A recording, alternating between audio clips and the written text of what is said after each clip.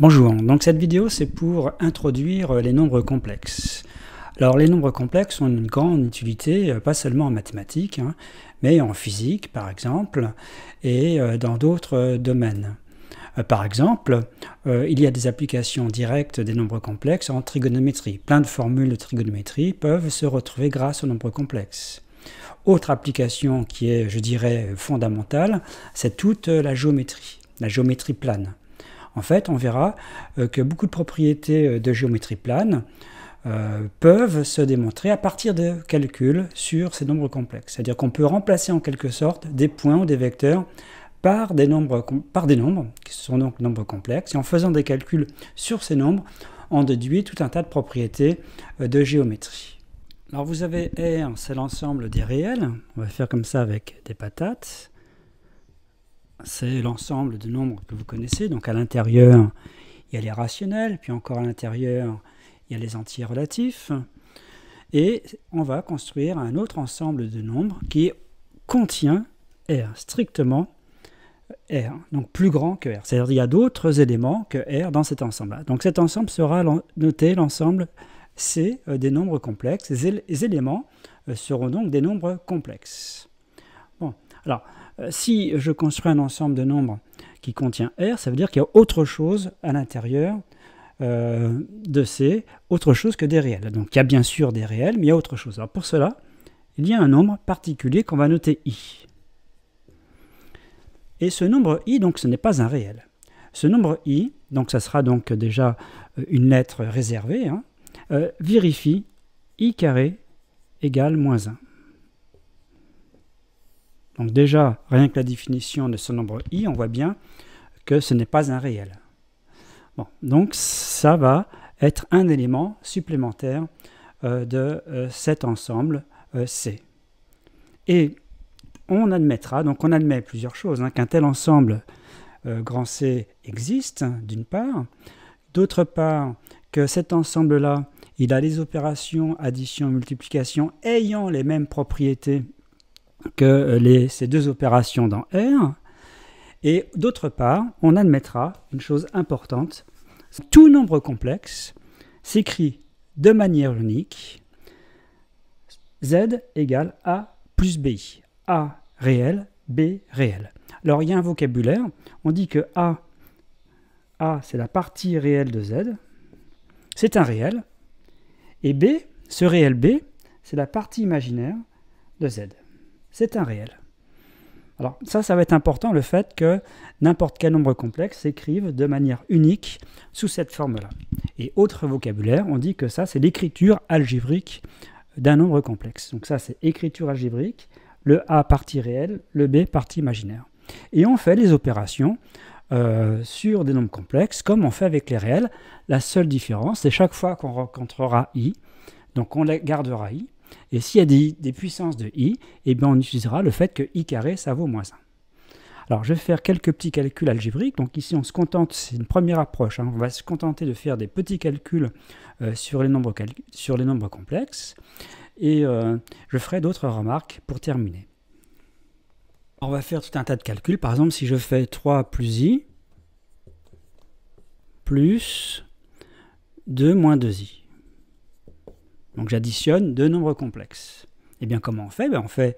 On va rassembler toutes les parties réelles entre elles. Donc on va faire 3 plus 2, 5, plus, on va rassembler tout ce qui concerne la partie imaginaire. C'est comme si on met I en facteur, c'est une mise en facteur de I.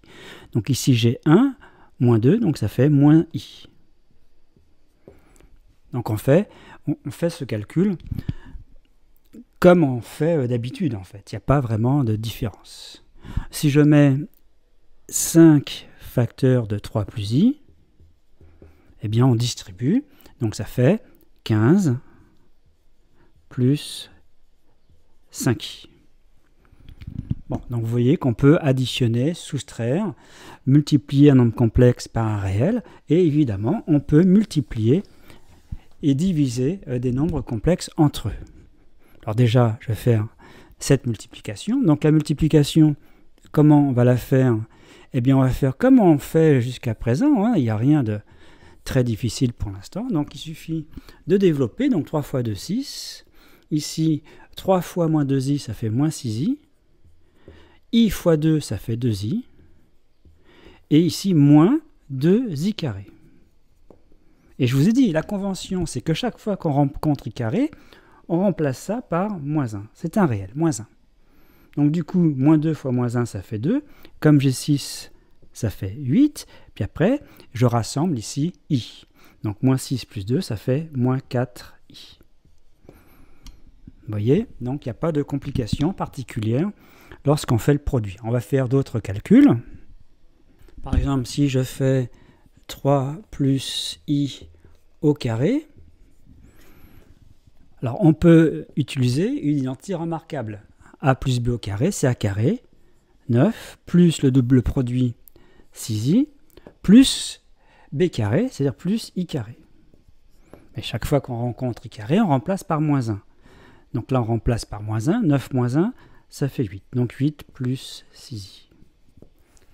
Reprenons un exemple 1 moins i au carré.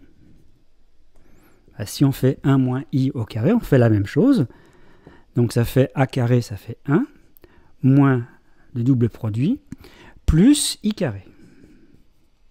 On utilise les identités remarquables que vous connaissez. Et i carré, ça vaut moins 1. 1 moins 1, ça vaut 0. Donc il reste moins 2i. Donc un nombre complexe, c'est de la forme a plus bi. Donc je vais le réécrire ici, c'est une remarque, hein, a plus bi. A partie réelle, c'est un réel, et B partie imaginaire, c'est un réel. Alors il se peut que la partie imaginaire soit nulle.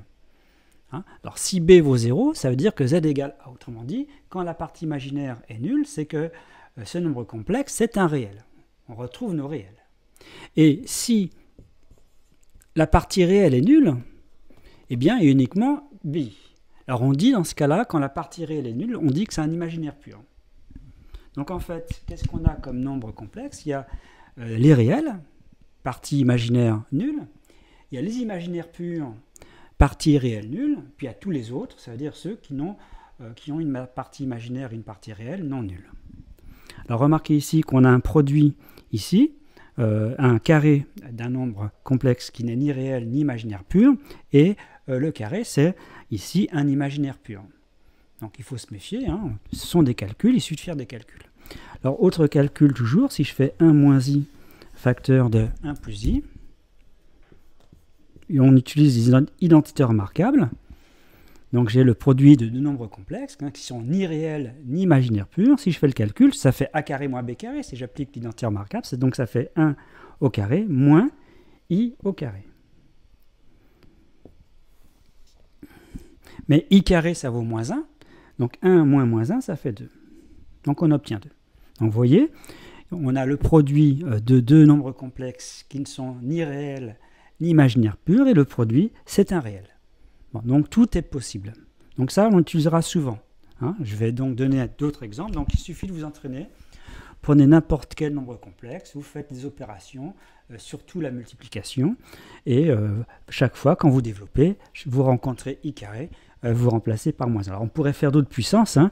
Par exemple i cube, que vaut i cube? I cube, évidemment, c'est i carré fois i, et comme i carré c'est moins 1, donc ça fait moins i.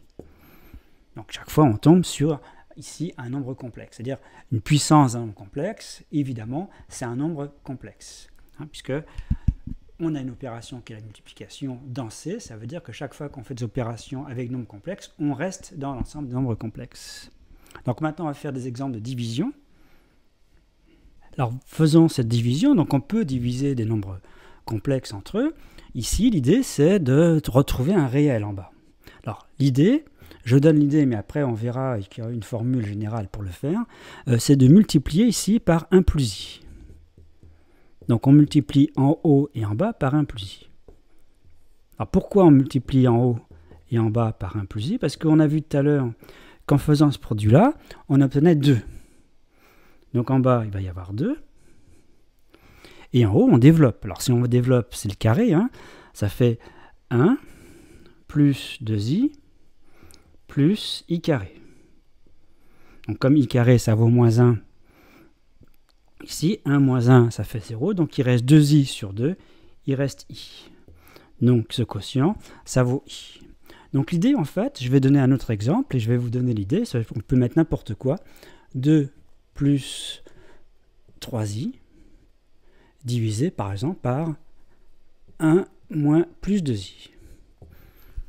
Bon, j'ai mis au hasard des nombres complexes. Donc l'idée, c'est de se débarrasser en quelque sorte du i qui se trouve en bas. Et pour s'en débarrasser, on va multiplier, donc 2 plus 3i, on va multiplier par 1 moins 2i, en haut et en bas. Alors ça, on le verra hein, de façon générale après. Il y aura toute une vidéo là-dessus. On dit que 1 moins 2i, c'est le nombre conjugué de 1 plus 2i. Pour l'instant, j'en parle, mais je n'insiste pas. Alors pourquoi on fait ça? Parce qu'en bas, si on fait le calcul, si j'applique les identités remarquables, c'est a plus b facteur de a moins b, donc c'est a carré moins b carré. Le carré de 1, bah, c'est 1. Et le carré de 2i, c'est 4i carré.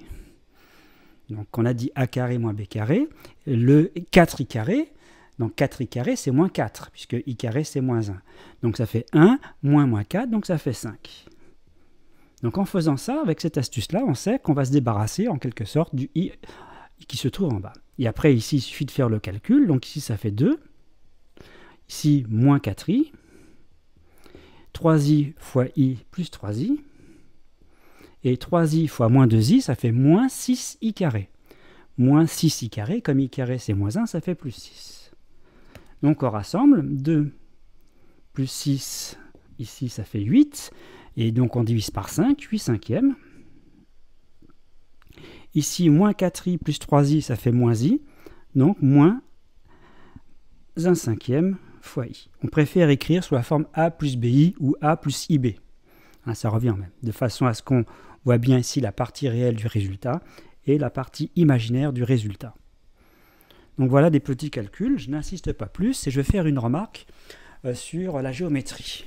Alors, les nombres complexes est un outil très puissant pour faire de la géométrie plane. On verra pourquoi, on verra aussi comment, hein, quelles seront donc les applications en géométrie des nombres complexes. Donc on pourrait se poser la question, est-ce qu'on ne peut pas le faire dans l'espace? Est-ce que dans l'espace, c'est-à-dire en dimension 3, est-ce qu'on ne peut pas trouver des nombres, qui ne seraient donc pas des nombres complexes, hein, qui permettraient de faire la même chose que ce qu'on fera avec les nombres complexes pour la géométrie plane? Alors la réponse est non. Non, il n'y a pas d'ensemble de nombres qui correspondent dans l'espace, qui correspondraient à ce que font les nombres complexes dans le plan.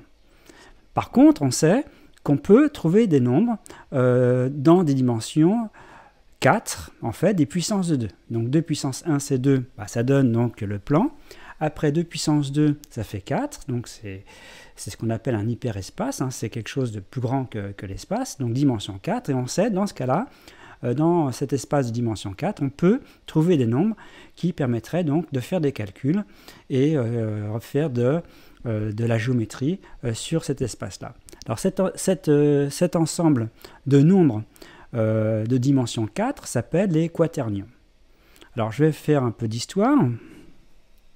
Alors si vous allez sur mon site en faisant Alexanor, alors je l'ai déjà montré plusieurs fois, hein, vous trouverez donc mon site ici assez rapidement. Ici, vous voyez, Alexanor, machaon.fr. Et en mathématiques, il y a un peu d'histoire des maths. Bon, donc ici, un peu d'histoire des mathématiques. Bon, c'est personnel, hein, évidemment, je ne prétends pas avoir fait une histoire des mathématiques complète, c'est pas possible. Mais ici, il y a quelque chose sur les autres nombres. Donc je donne simplement le commentaire, voilà. Et voilà, donc ça, c'est la table, une table, la fameuse table des quaternions. Cette table a été trouvée par Hamilton. Alors oui, historiquement, voilà la plaque commémorative. Hein, c'est à Dublin, le 16 octobre 1843, vous voyez, c'est écrit. C'est Hamilton qui découvrit, dans un éclair de génie, la formule fondamentale sur la multiplication des quaternions. Voilà. Alors ça, c'est intéressant. Et ça donne en fait la table de multiplication des quaternions. Donc on invente deux nouveaux nombres j et k. Donc j et k, ce sont donc ni des réels ni des nombres complexes, sur d'autres nombres, et vous avez la table de multiplication. Alors la table de multiplication dans C, c'est quoi? 1 fois 1, c'est 1, 1 fois i, c'est i fois 1, c'est i, et i fois i, c'est moins 1. Ça, c'est la table de multiplication dans C. Et là, voilà la table de multiplication dans l'ensemble des quaternions. Alors, j'insiste pas trop, mais regardez, si je fais i fois k, ça donne moins j. Ici, si je fais k fois i, ça donne j.